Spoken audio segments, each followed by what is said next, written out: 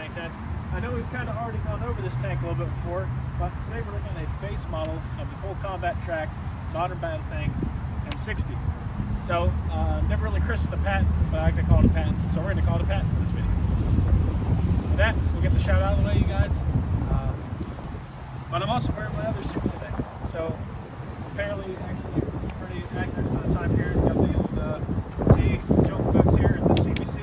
So we're gonna get rocking and rolling this video, you guys. Alright, so going over the history of this vehicle, you guys already know the drill. So the development of this vehicle started in 1957 and went all the way up into 1960 when this vehicle started being produced. They produced from 1960 to 1963. This is what's considered to be main battle tank or modern battle tank, quote unquote, at the time. Alright, so like I said, this vehicle was being produced from 1960 to 1963. Just this particular variant. So this is the base model, the basic version, the main version of the M60. This is your base M60. They went up to the variants of the A1, A2, and A3, which I've done videos on before. And I do want to correct myself from my previous video. That was not A1 we were looking at an A3. This is just the base M60. Right. So this being a main battle tank of the U.S. forces, obviously the U.S. military was looking at the main battle tank doctrine. These were primarily used for border security in the Cold War, specifically in Germany. A lot of armor units were actually passed out with these over there, as well as a mix of M48s and later models of the M60. These were used all the way up actually until the 1990s, up until about 1997 is when the final ones were phased out of the National Guard inventories. But this does not see action in Vietnam. However, a variant of it did get sent over Vietnam. We've done a video on that as well, known as the M728 CEV, the M728 Combat Engineer Vehicle. Basically, this guy with a 152mm gun, crane, a winch, a big old plow on the front, meant for breaching and building barriers and obstacles. So that was the only really variant of this deployed to Vietnam. This does not see combat service with the U.S. military. However, Israel, other third world countries have used it in some of the other conflicts in history. So, that's going to do it for the history. With that, we're going to hop into the tour of the vehicle.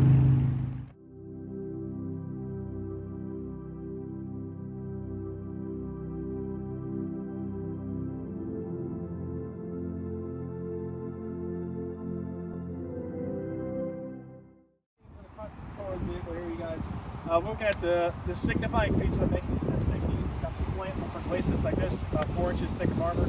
So it goes down into here. It doesn't have the signature boat shape on the front here, as on the M48 series. And another signifying feature is this guy right here, the M68 105mm gun. Up here, you got your front push guards with your front marker lights, your front lights. Over here, you got iron lifting plugs on this side here, front fenders, towing mounts, and access to the power pack and transmission will be down here. Your driver's hatch is right here, so this is where the driver will be. And this is like a fuel cutoff switch right here. If you look up here, next to the cameraman wants to come close, you look on the front here, you actually see the original gunner sight is inside the turret right there. Also, another signifying feature on the front of this vehicle is those 3 mounting bolts would be a spot for an IR spotlight, so they'd have a infrared or a night spotting scope. So, another signifying feature on the front, I'll go over some of this stuff in the turret as well. These little bolts around the turret here can actually be used for a canvas, and they would cover the front of the mantlet, just like on the separate turret for the 50 caliber machine gun up above. So, that pretty much does it for the front, you guys. With that, we'll hop into the turret. Alright, so hopping up onto the turret here, guys, right here, I'm on top of the loader's hatch. It's actually spring mounted. You can see how it is on a spring system here. This is the M85, or just the commander's cupola. This would have a 50 caliber machine gun on the inside. This is where the commander would actually sit right here. And Ram, if you want to come around to the front here, you can see the commander's periscope right here. Access to that would be right here. And down below me here is the gunner's periscope. So right where I'm sitting is where the gunner would be. On top, I said I already mentioned the loader's hatch. This is just a plug-in for electrical. As I said, on the front here, this would have had a canvas over it, IR spotting sight. These are arm bolt lifting plugs, and you can see the original gunner sight on the side. This would have had a secondary mount of a M728 30 caliber machine gun, or later models a 240 Bravo machine gun. And up here will be a 50 caliber machine gun.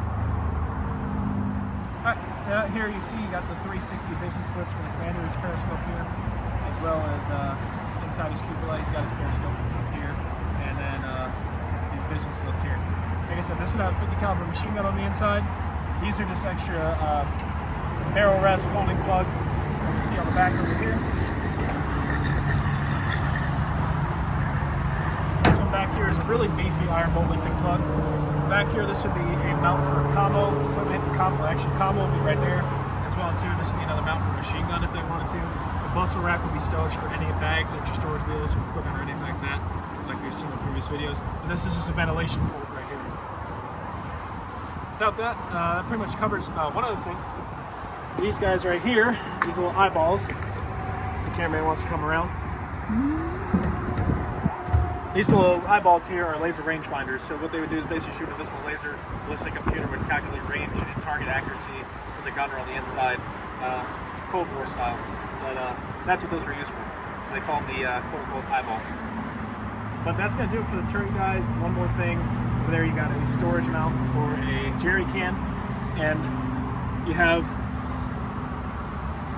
a bustle rack here on the side for extra storage. On this side, this one actually has one of the original spare track links on the bustle rack. So that'll be used to replace track if you broke track. With that, we're going to hop down to the side. It's being produced by General Motors and Chrysler. This is a General Motors cross-drive suspension system. That's how they would shift gears. But also, it's just a regular torsion bar suspension system. You see your road wheels here. You actually support wheels up on the top. And this is where you can kind of see that signature kind of boat-shaped hull, except at the front, it goes into that steep angle that we're used to with the, it doesn't go into the rounded angle like we do on the M48, but on the M60 it has the sharper or 45, 65 degree angle. With the main battle tank doctrine, road wheels moved up to the front, drive sprocket was moved to the back. Right here, you got rubberized tracks, and that's pretty much it. Support wheels, and you got stowage bustles here on the side. A bunch of different stowage boxes. Like I said, you got spare track link right here on the side bustle rack, and again, more access to the bustle rack and stowage compartments back here. So that pretty much does it for the side. I'll be in the back. We're looking at the engine deck here with the Continental AVDS air-cooled V12 engine. That's what this thing would sport, with a basic horsepower of 750 horsepower. We'll power this baby up to, if you took the no fun switch off the speed governor, you get it to about 35 miles an hour. So not too crazy, but enough to get it around. Right here on my hand is actually the barrel rest, so if they were in travel lock, they would turn the turret around, lock the barrel in, make it easier to transport by train or just driving in a convoy. You have your blackout marker lights here in the back, as well as your rear tail lights. Tow pintle, just like you see on regular vehicles today.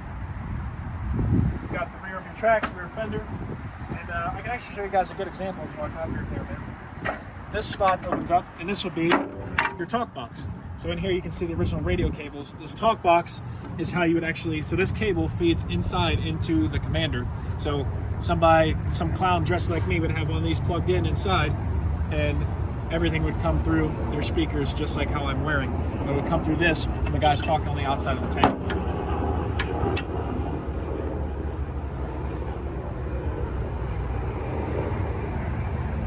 And one more thing, so we got the back, like I said, we mentioned the stowage bustle earlier, just used for bags, extra equipment, and wheels. And that's going to pretty much do it for the back, you guys. With that, we'll hop into the front and get to close out this video, guys. Alright guys, with that, thank you for tuning in to episode 19 of Tank Chest. Today we took a look at the main battle tank M60. Never really christened a Patton, but I can call it a Patton because, thank you guys again for tuning in. I'm going to go fire this baby up and get out of here.